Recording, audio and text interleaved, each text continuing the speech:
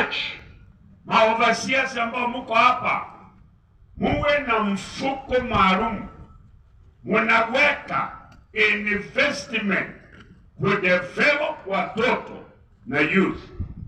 Tunafanya mkutano Disemba, mkutano mkubwa ambao una attract watu kutoka kwa mataifa.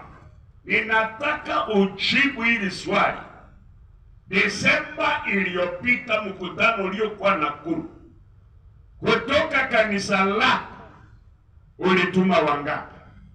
Kama tunatafuta kesho ambayo William Samoei Ruto akifungua mwaka alisema over 4 million young people in Kenya are into drugs.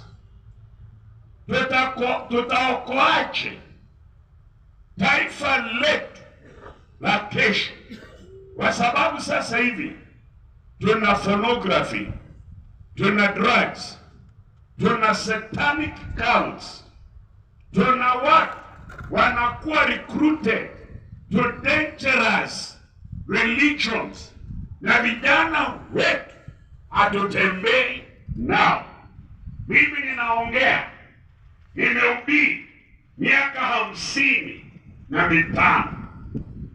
Nilikunywa haya mafuta nikiwa na umri wa miaka 19, na nimemtumikia Mungu katika ujana wangu.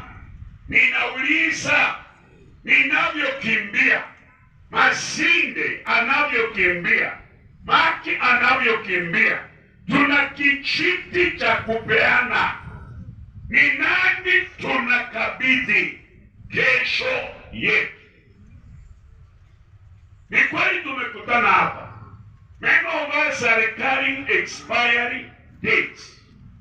Ni nani tutakabidhi kesho ya Deliverance Church? Tusiache watoto nyuma. Mikutano inayopangwa, tuwe na ibada makusudi